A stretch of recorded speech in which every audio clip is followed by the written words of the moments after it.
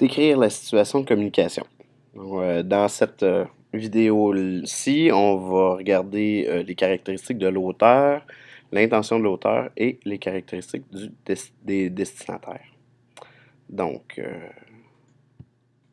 premièrement, les caractéristiques de l'auteur.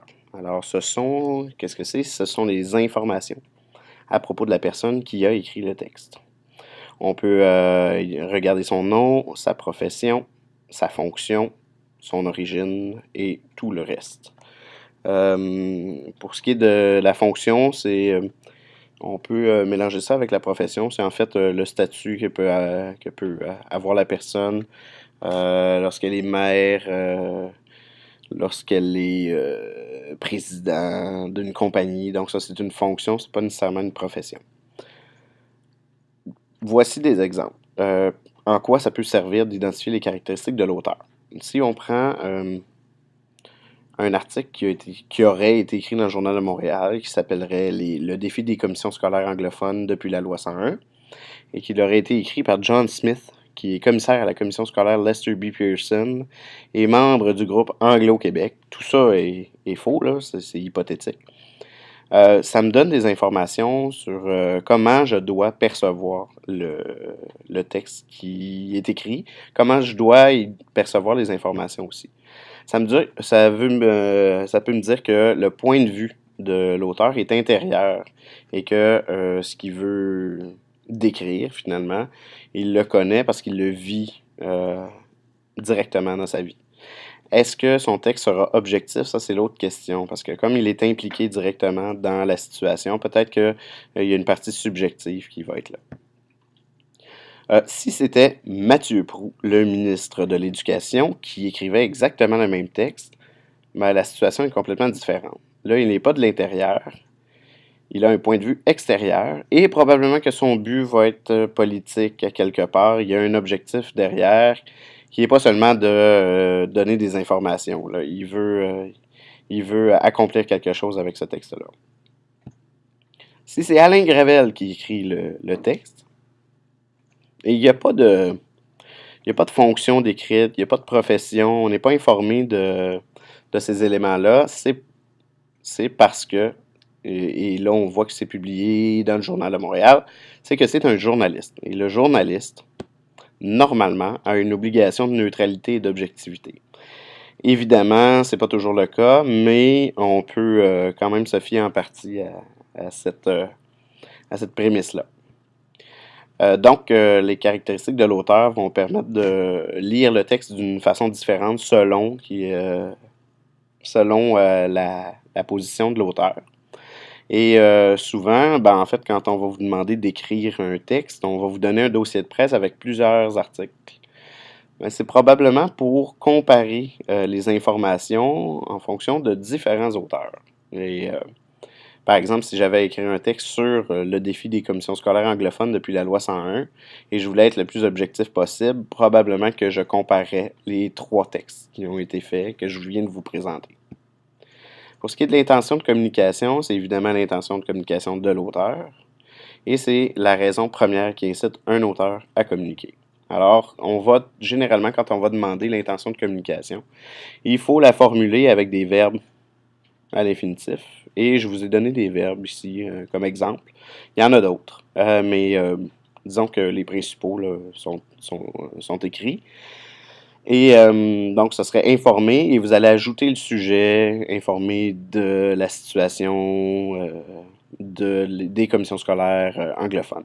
Expliquer la situation problématique. Donc, c'est ça, on va mettre le verbe à l'infinitif et on va ajouter le sujet de l'article après. Donc, voilà pour ça un exemple. Voici le même exemple avec John Smith. Et donc, son but, c'est probablement de sensibiliser les gens à la situation précaire des commissions scolaires anglophones. Donc, c'est une réalité qu'on ne connaît pas. Et lui, son but, c'est de nous montrer qu'il y a quelque chose qui se passe, puis il veut nous sensibiliser à cette problématique-là. Dans le cas de Mathieu Proulx, probablement, et là, on fait une hypothèse, mais on n'a pas le texte, donc on peut imaginer que Son but, ce serait peut-être de justifier l'augmentation du financement des commissions scolaires anglophones. Donc, il envoie un texte avant pour dire, ben, les commissions scolaires anglophones font pitié, et là, 2 semaines après, oups, surprise, il y a une augmentation du financement des commissions scolaires anglophones. Pour ce qui est d'Alain Gravel, c'est probablement lui qui était le plus objectif des trois. Alors, lui, dans ce cas-là, ça va être informé de la situation des commissions scolaires anglophones. En ce qui concerne les caractéristiques des destinataires, alors les destinataires, c'est les lecteurs, et l'auteur a toujours en tête, il y a un lecteur type en tête lorsqu'il écrit son texte. Si par exemple il écrit à des universitaires, il va écrire d'une façon, et s'il écrit pour des enfants, il va écrire d'une autre façon évidemment. Alors il va adopter un registre de langue qui est adapté à son lectorat. Donc plus familier pour les jeunes, plus spécialisé pour les scientifiques. Et donc, il va jouer en fonction des personnes à qui il s'adresse. Et finalement, il traite du sujet de la façon la plus juste pour son lectorat. Il va choisir des aspects qui les concernent plus aussi. Il va développer ses idées d'une autre façon. Donc, il va ajuster en fonction des personnes qui le lisent. Par exemple, si on avait dans un texte cette phrase-là, « Ne jetez pas la pierre à la communauté musulmane », probablement que la personne qui a écrit ce texte-là s'adressait à des groupes en particulier. Je vous ai donné 2 exemples. Ça pourrait être les Canadiens d'origine française qui ont tendance à à mettre la faute sur les gens de la communauté musulmane, et aussi certains politiciens qui utilisent la communauté musulmane pour avoir des votes finalement. Dans le cas de cette phrase-là, les impacts de la déforestation devraient inciter les décideurs à revoir leurs priorités, quitte à perdre des emplois en région. Donc, en gros, ce que ça veut dire, c'est que il y a des problèmes à cause de la déforestation. Et puis, on devrait changer notre façon de faire. Puis, si on a à perdre des emplois, mais on va les perdre. Dans ce cas-là, les gens qui pourraient être intéressés par ce texte-là, c'est très probablement les décideurs qui sont nommés explicitement. Mais ça peut être aussi les gens qui habitent dans des régions où l'économie de la forêt est très importante, les travailleurs forestiers eux-mêmes, puis aussi les écologistes pour qui ça confirme leurs idées finalement. Et un autre exemple, voyons donc, ça n'a pas d'allure d'échanger notre meilleur gardien pour un mauvais attaquant. Dans ce cas-ci, il est clair que les gens à qui ça pourrait s'adresser, c'est des fans de hockey, ça c'est certain. Et le registre de langue nous amène à penser qu'on ne s'adresse pas à des gens très cultivés, ou s'ils sont très cultivés, n'ont aucun problème à écouter ou à lire des textes présentés en langage familier, par exemple.